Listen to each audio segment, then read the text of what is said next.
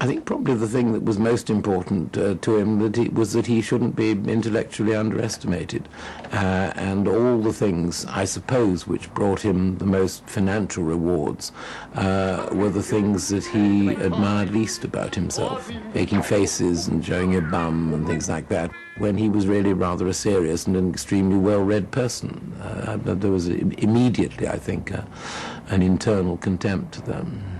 Gradually, he found that all that he was being offered were voiceovers for commercials, to be the darling of the chat show circuit, and he felt that he had let himself down. He almost turned his back on acting and became a celebrity. It was great going on the Russell Harty shows and the Parkinson shows, and he became such a regular, and I think everybody loved his outrageousness, you know, because he used to go further than anybody would have dared, but Kenny could get away with it. I remember I was in a dressing room, completely private, I thought, and a knock came at the door, and I said, "Oh, is it?" And the voice said, "Noel," and I thought it was the stage manager, and I said, "Piss off," or something. And instead of which, the door opened, and Noel Coward came in. I was sitting on this chamber pot because I had this warm water with which I was cleaning myself. And I shot up, and in shooting up, when I saw him, I upset the Po and the water went all over the place. He said, "What on earth are you doing?" And I said, "Well, I was washing myself because I was told by the surgeon after my operation that I should never use toilet paper ever, but always wash it, completely wash it, you see." And he said, "Oh, my dear, I do understand. Have you read my book, Present Indicative? I discussed that very operation myself. It's a dreadful operation, Piles." And I said, no. I didn't have that. I said, "No, my operation was for papilli. I had papilli, you see." And he said, "Papilli? My dear, it's an island in the South Seas." And in fact, it is.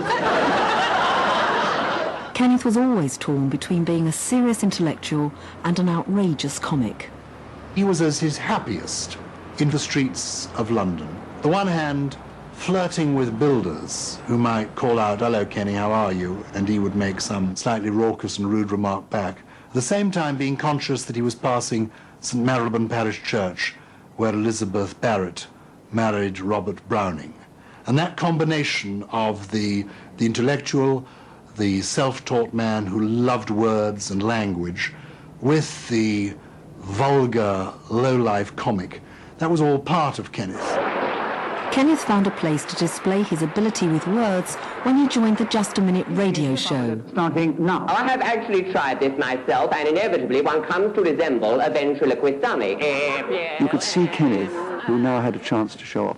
He'd get the subject, and I'd always say, "Oh, Kenneth, I'm sure this subject's been chosen specially for you. I'm sure you can go on this one." Oh, how lovely, how wonderful. It's such a very difficult and disciplined game.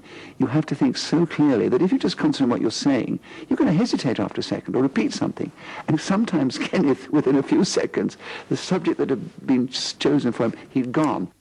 He was so frustrated. I could see from his face he'd gone into an absolute sulk. And he said, "Oh, well, he missed the mental story, and he missed the story." And it actually became withdrawn within the show. Throughout his life, Kenneth was obsessed with illness and medicines. Well, I can assure you, whatever else you may have, it certainly is not Asian flu. Of course not. I knew that. I could have told you. What do you mean about whatever else I might have had? Kenny was a bit of a hypochondriac. He had this terrible thing about sleeping, and he wouldn't take sleeping pills orally. So, you know, you'd say to him, "How are you, Kenny? Are you all right?" No, he said, "I've been sleeping so bad." He said, "I'll have to put a couple of Sonil up the bum tonight."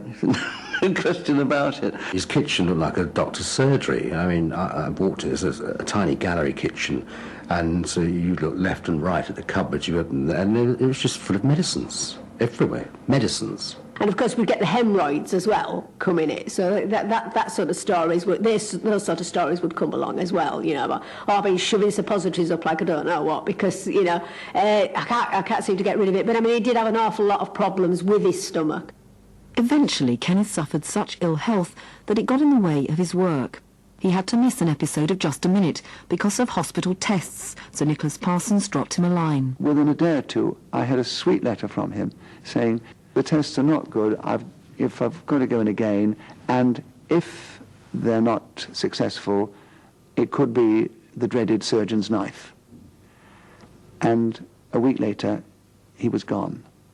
And I sometimes wonder whether that particular phrase in that letter was telling the dread of somebody becoming so intimate with him, even under an anesthetic, to invade his body with a knife or anything.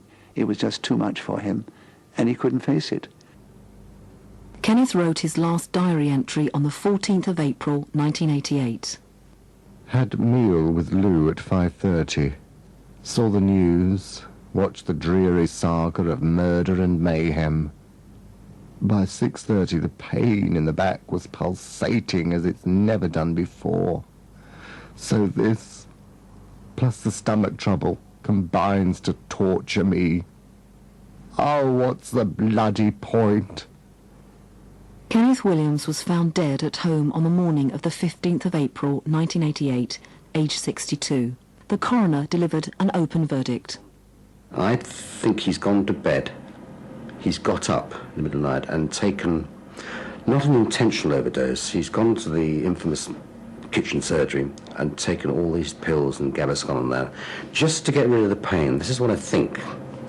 I don't know. And I think he's got back into bed, and I think he's had a massive heart attack. Kenneth told me that his father had committed suicide. And I think, in a way, that gave Kenneth a license when he became desperate to take his own life.